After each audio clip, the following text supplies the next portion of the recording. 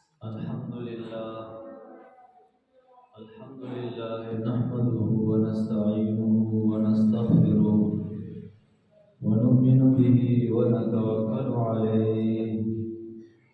ونعوذ بالله من شرور أنفسنا ومن سيئات أعمالنا من يهده الله فلا مضل له ومن يضلله فلا هادي له ونشهد أن لا إله إلا الله وحده لا شريك له ونشهد أن سيدنا وسندنا ومولانا محمدا عبده ورسوله أرسله الله إلى كافة للناس بشيرا ونذيرا وداعيا إليه بإذنه وسراجا منيرا أما بعد فأعوذ بالله من الشيطان الرجيم بسم الله الرحمن الرحيم قل بفضل الله وبرحمته فبذلك فليفرحوا هو خير مما يجمعون قال رسول الله صلى الله عليه وسلم خيركم من تعلم القرآن وعلمه وفي رواية قال أفضلكم من تعلم القرآن وعلمه صدق الله العظيم وصدق رسوله النبي الأمي الكريم قولوا اللهم صل على محمد وعلى آل محمد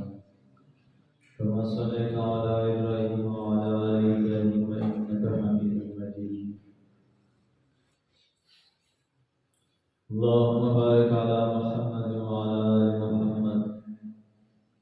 كما باركت على إبراهيم وعلى آل إبراهيم إنك حميد مجيد عزیزانو د ټولو ناول خو بالخصوص د دې محلې والو ته اعلان دی چې د خپلو کورونو نه نارینه هغوی جومات ته تشریف راوړئ. دا سالانه جلسه دستاربندي د ختم قرآن په سلسله کې کیږي. کال پس دا 2-3 غنټې د خپل محلې په جومات کې تېرول، د علماو بیانونه اورېدل، د نعتخوانانو نعتیه کلام چې د رسول الله صلی الله علیه وسلم مدح او تعریف پکې بیانېږي،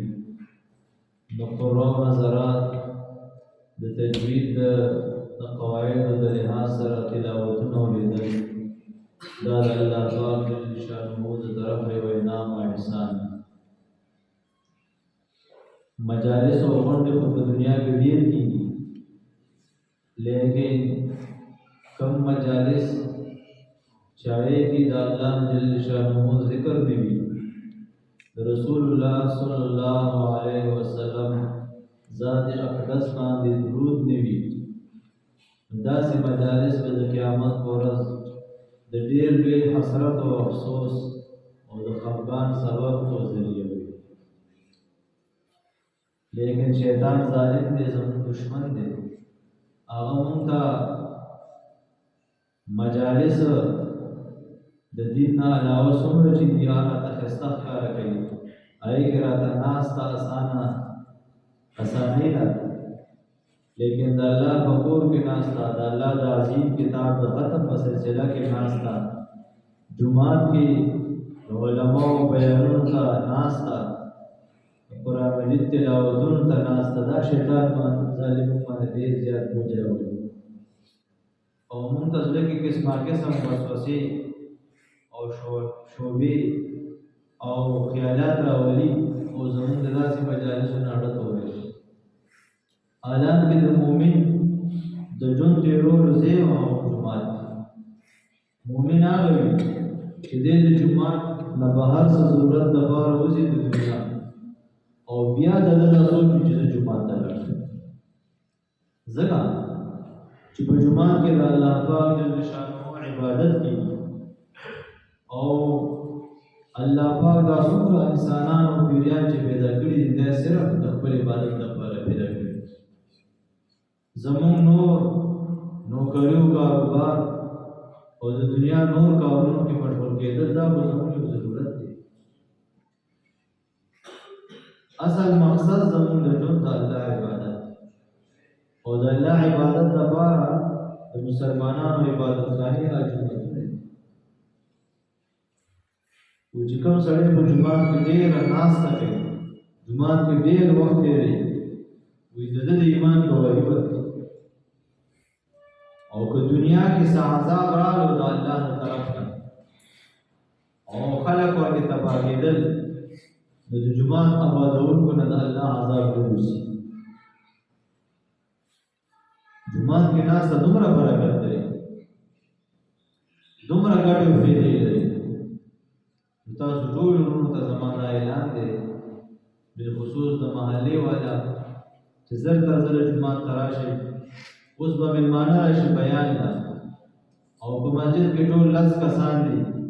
لوی نارینه ټول 10 کسان ملګري ناست چې عالم د بل ځای نه راشي او د محلې خلک په مسجد کې نه وي دا ډېر افسوس کوي چې دا محلې مسلمانانو د قسم راځي او بل چا چې دې په محله کې په جومات کې پروګرام کې څوک کاری نه دا ډېر قابل افسوس یو انتظار کوي تاسو ته په دا خبره معمولی ده لیکن بهر نه چې څوک راشي نو هغه باندې دا ډېر غلط اثر وځي ډېر غلط تصور غلطه ماحول ورکوي چې دا څنګه چل دی چې دا اتو ماشومانو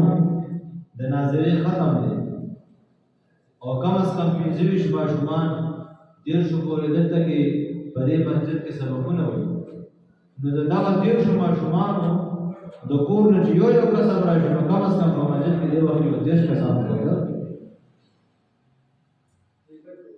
زموږ د بچو چې ودونه یو سنتونه یو ختمونه دغه وی دا بیار دی یو شوبل شو پیژنې آی کې مسوره راغونډي چې افغاني باندې خپه شو دوراره مې پیدن دا ورې مې پیدن دا اور باندې خپه شو رو باندې خپه شو رو باندې خپه شو او چې دومره د الله د عظیم کتاب چې پای باندې انسان د آخرت کور جوړېږي او خستګي دا غي ختم دي او بیا موږ هغه مجلس ته ځان نه راسو او غونډه نه کوو کینونه دا زموږ لپاره ډېر زیات د کم نصیبه دا علامت تاسو ټول ورونو ته درخواست دی چې زر سره مسجد ته ځان ورسوئ ان شاء الله موږ پروګرام شروع کوو د پروګرام د افتتاح دپاره زه د تلاوت دپاره دعوت ورکوم حافظ فواز الدین بخش صاحب چې هغې راشي او په قرآن مجید نه څه حصه تلاوت کوي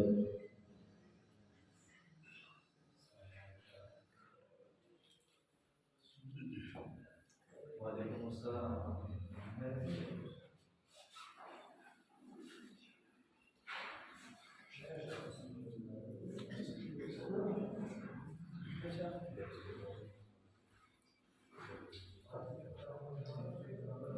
Ya, ya, sí, sí.